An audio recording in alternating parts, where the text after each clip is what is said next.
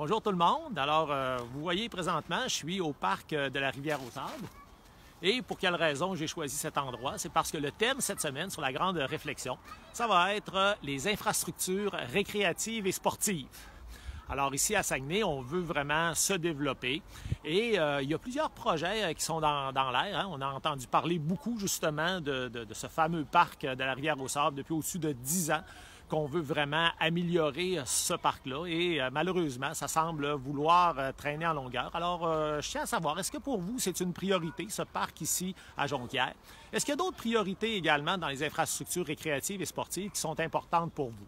Par exemple, là, on peut parler du pavillon de l'agriculture à Chicoutimi. Il y a des investissements à faire là. On a avancé aussi un projet de piscine commune entre le cégep et l'université, hein, une piscine à 2 bassins. Ça pourrait être intéressant également. Est-ce qu'on pourrait également faire au parc Rosaire-Gauthier une espèce de petite glissade derrière avec remontée mécanique? Ce sont des genres d'idées comme ça qui ont été approchées, qui ont été avancées par les gens plutôt, pour justement améliorer nos infrastructures récréatives et sportives.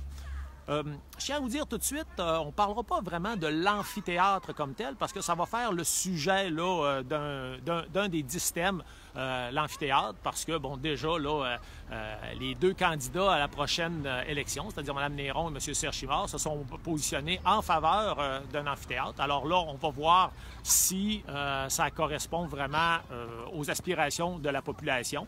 Donc, on ne parlera pas de ce sujet-là dans ce thème-là des infrastructures récréatives et sportives.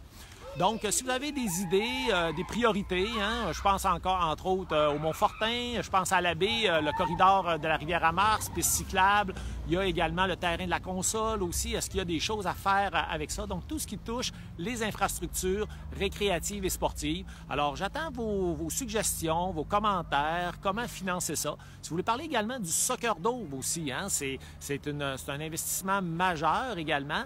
Est-ce qu'on a vraiment bien choisi le bon endroit? Est-ce qu'on doit foncer tête baissée dans ce montage financier-là sur un sol un peu instable ou si on devrait plutôt revoir là, avec le cégep de Jonquière s'il n'y a pas d'autres choses à faire, entre autres, qui nous offraient le terrain gratuit avec le dynamitage inclus.